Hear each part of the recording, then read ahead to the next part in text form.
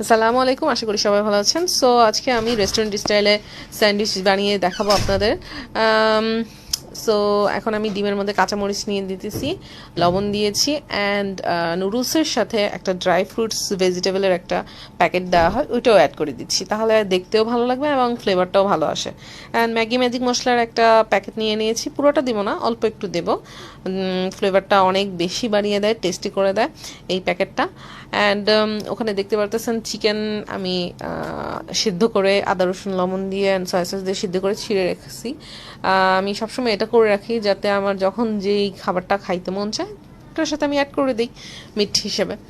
আপনি চাইলে আরও বেশি পরিমাণেও দিতে পারেন, বাট আমি মনে করি অল্প দিয়ে যতটুক পরিমাণে বাঁচিয়ে আবার নেক্সট খাওয়ার জন্য আমি মনে করি এইটাই বেস্ট। একবারেই যদি আমি সব খেয়ে ফেলি, নেক্সট আবার কীভাবে খাবো? অল্প অল্প করে খেলে আমি মনে করি অনেক ভ্যারিয়াস টাইপস অফ খাবার খাওয়া যায়। আর যদি আপনি মিটের পরিমাণ অত্যন্ত পরিমাণে বেশি দিতে চান, সেটা টোটালি আপনার ইচ্ছা, আপনার প্রায়োরিটি, এটা ব্যাপার না। সো যাই হোক, অ্যান্ড আমি দুইটা ব্রেডের পিস নিয়ে নিয়েছি, দেখতেই পারতেছেন। অ্যান্ড চুলার আঁচটা আমি একটু কমায় রাখছি বিকজ যাতে ভিতরে চিজগুলো যাতে মেল্ট হতে পারে। আর দেখতেই পারতেছেন আমার ওই যে 50 টাকার চিজ দিয়ে দিয়েছি, অ্যান্ড ওটা মেল্ট হওয়ার জন্য একটু সময় লাগবে, তাই চুলার আঁচটা কমিয়ে রাখবেন, কারণ ডিম হইতে বেশি সময় লাগে না। আর ডিম যদি বেশি ভাজা ভাজা হয়ে যায় তখন আবার টেস্ট অন্যরকম হয়ে যাবে। চিজের উপর দিয়ে ওই যে চিকেনগুলো আমি হাত দিয়ে ছিঁড়ে রাখছিলাম ওগুলো দিয়ে দিলাম।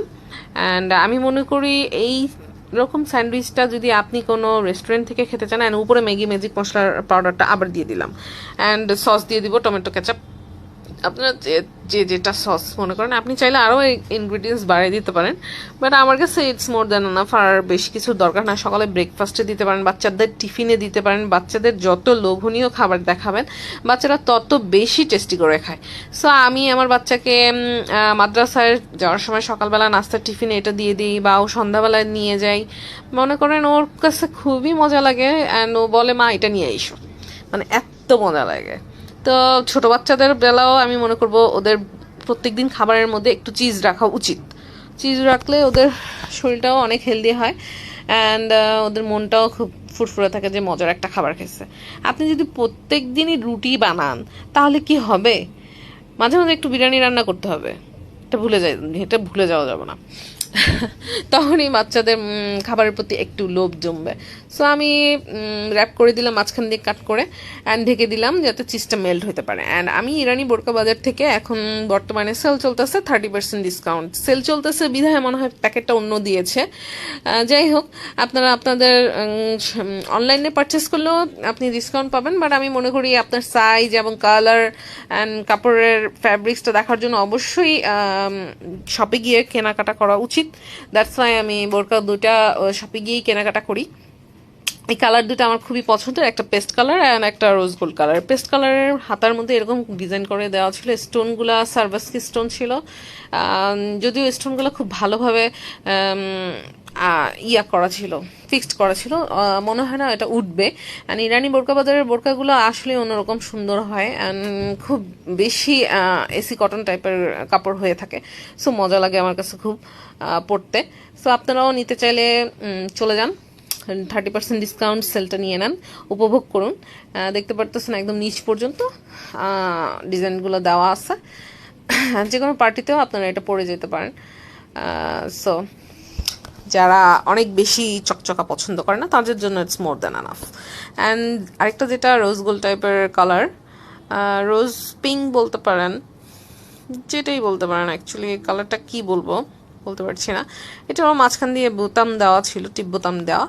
আপনি চাইলে কোটি বোরকা হিসেবেও পড়তে পারবেন ওপেন করে, অথবা টিপ বোতামটা লাগিয়েও পড়তে পারেন। সো এই তো।